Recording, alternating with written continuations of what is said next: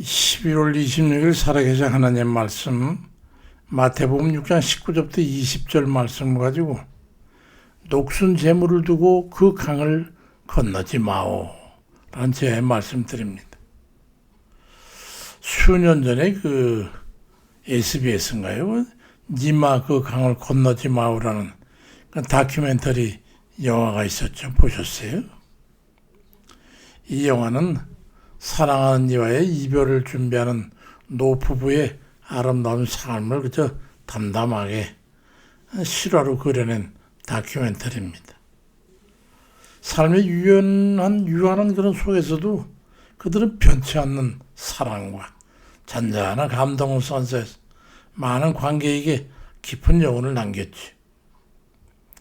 89세의 그 강기열 할머니, 98세의 조병만 할아버지, 이 두 노인의 사랑으로 가득 찬 75년생의 마지막 3년인가를 아마 실제로 촬영해서 영화를 만들었습니다. 두 노인은 서로 의지하며 사랑하면서 큰 욕심도 다툼 없이 이렇게 삶을 살다가 할아버지가 이제 먼저 가게 되는데 누워서 죽음을 기다리는 그 모습을 보면서 할머니가 슬픔을 못 이겨가지고 혼잣말처럼 하는 말이 니마 나를 두고 그 강을 먼저 건너지 마오. 그 독백에서 영화 제목을 땄어요. 할아버지는 2013년에 세상을 떠났고 할매는 25년 올해 지금 현재 100세가 돼가지고 그래도 정정한 모습으로 지난번 TV에 한번 나온 걸 인터넷에 보니까 있더라고요. 그 할아버지 산소를 가끔 찾아와가지고 죽은 할아버지 생각하면서 할아버지요 잘 있지요? 춥지는 않나요? 조금만 기다려요. 곧 갈게요. 보고 싶어요. 그러면서 그 울먹이는 그 모습이 SNS를 통해서 알려지게 됐죠. 인생이 한번 그렇게 살다가 우여곡절 끝에 강을 건너게 마련이죠. 만약에 두 노인이 돈 몇 푼 가지고 자식들과 다투고 부부끼리 갈등하고 또 달래네 주네 마네 그런 추한 모습으로 살다 가는 그런 모습이라면 그게 무슨 감동이 있었겠습니까? 돈 많은 빈자의 실화를 아십니까?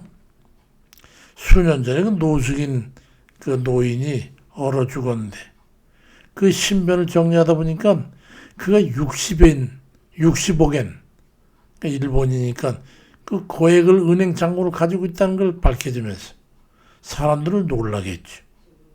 아무도 그 재산을 승계받을 수 없어가지고 결국은 국가에 귀속되고 말았는데 그 노는 살아생전에 지하철에 노숙하면서 살았는데 한 푼도 허투루 쓰질 않고 자신을 위해서도 먹을 것도 입을 것도 그저 변변찮게 지냈는데 모든 거 구걸해서 모은 돈도 술도 마시지 않고 아무에게 나눠주지도 않고 봉사자들에 의해 가지고 하루에 한 끼씩 도시락 먹다 먹고 교회에서 예배드리면 한 끼 밥을 주니까 예배드리러 가고 정부에서 준 보조금 받아가지고 근근덕은 살다가 간 거예요. 모아놓은 재산을 한 푼도 축낼 수가 없어서 그랬지. 우리나라 환율로 따지면 수백억 원의 재산을 가진 부자가 거리론을 살았던 거예요. 이 양론이 있겠지만 그가 과연 잘 살고 간 겁니까? 누가복음 10장 20절에는 하나님 이르시되 어리석은 자야 오늘 밤에 내 영혼을 찾으리니 그러면 내 예비한 것이 누이게 되겠냐. 아주 적합한 말씀이지. 못 먹고 못 입고 궁핍하여 따뜻하게 편히 잠도 제대로 자지 못한 그런 삶을 살았는데 아무에게도 도움도 되지 못하고 또 제대로 된 도움도 받지 못하고 그러고서 강을 건넌 거예요. 우리가 그렇게 강을 건너서야 될 일입니까?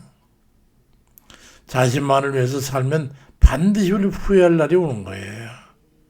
마태복음 6장 19절부터 20절에 너희를 위해 보물을 땅에 쌓아두지 마라. 거기는 종과 동록이 해하며 도둑이 구멍을 뚫고 도둑질하느니라. 너희를 위하여 보물을 동록이 쓸지 않는 하늘에 쌓아두라고 말씀합니다. 어떻게 살아야 될지 이해가 되시죠? 이방인에도 하나님께 생명을 거두면 우린 요단강을 영락없이 건너가야 돼. 세상에 쌓아둔 재물이 아까워서 차마 눈을 감지 못할 거예요. 님들이여, 그렇게 강을 건너지 마세요. 하나님 앞과 어려운 형제들에게 그렇게 인색해하지 마십시오. 아까워 손을 거두게 되면 하나님께서 내민 손을 거두게 되는 거예요. 주위를 돌아보면 언제라도 손을 펼 이웃이 옆에 얼마든지 있을 거예요. 주님께서도 마태복음 20장 21절에서 가이사의 것은 가이사에게, 하나님 것은 하나님께 바치라고 말씀하고 있어요. 세상에 내주는 것은 아깝지 않은데 하나님께는 아까운 생각이 듭니까? 그러면 우리 주신 주님께서도 아까워서 거두시게 될 거예요. 그건 이웃에게도 마찬가지. 고린도후서 9장 7절에 각각 마음에 정한 대로 할 것이요 인색함으로는 억지로 하지 말지니 하나님은 즐겨내는 자를 사랑하시느니라 그리 말씀하고 있죠. 작은 것이라도 기꺼운 마음으로 나누고 협조하는 마음으로 협력하시기 바랍니다. 홀가분하게 강 건너시기를 축원해 드립니다. 전 나머지 소원이 있다면 그거예요. 요단강을 무사히 건너야 천국에 도착한다는 거, 그것 좀 다들 알고 있으시죠? 그런데 요단강을 잘 건너야 되는 팁은 잘 모르는 그런 분들이 아주 많은 것 같아요. 참 안타깝죠. 요단강을 건너는 배는요, 밑창이 없어요. 그냥 배 타면 배가 물이 떨 뿐이지 가장자리만 있지 밑창 없으니까 그냥 타면은 다 물에 빠져 들어가는. 근데 거기 무게가 없는 사람만 그 배를 타고 요단강을 건너가는 거예요. 아이, 신나지 않습니까? 조금 무게가 있으면 그 배를 타고 얼마나 버티질 못하고 밑으로 가라앉아가지고 천국 아니 엉뚱한 곳으로 빨려 들어가게 되는 거예요. 그것이 어디일지 짐작이 가시지요? 요단강에 가라앉기 전에 가지고 있는 무게를 다 내려놓으면 되는데 인간의 욕심이 참 그것조차도 버리지 못해가지고 결국 밑으로 가라앉아 빨려 들어가야 되는 거예요. 야고보 1장 15절에 욕심이 잉태한 즉 죄를 낳고 죄가 장성한 즉 사망을 낳느니라 말씀. 그 말씀은 그렇게 응하게 되는 거예요. 야고보 5장 1절 3절에도 들으라 부한 자들아, 너에게 임할 고생으로 말미암아 울고 통곡해 하라.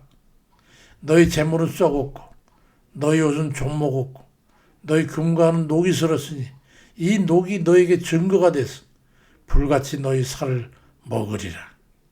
너희가 말세에 재물을 쌓았기 때문이라고 말씀하고 있어. 세상의 부자들에게 임할 고생을 경고하고 그들이 불의하게 쌓아둔 재물이 썩고 좀먹으며 녹슬게 될 거라고 말씀하고 있어. 특히 금과 은은 녹이 슬었으니 이 녹이 너에게 증거가 돼가지고 불같이 너희 살을 먹으리라고 하는 이 말씀은 재물이 단순히 그냥 내가 인생 끝나면 같이 사라지는 그게 아니고 그 재물을 부유하게 모은 사람들에게 심판의 증거가 되고 고통이 될 거라는 걸 강력하게 경고하고 있는 거예요. 아예 저는 싫어요. 그러고 싶지 않아요. 선한 뜻을 가지고 하나님께서 이웃을 위해서나 재물을 선하게 관리함으로 무사히 강을 건너서 천국에 도달해가지고 주님께 영접받는 그런 착하고 충성된 종들 다 되시길 주의 이름으로 축원드립니다.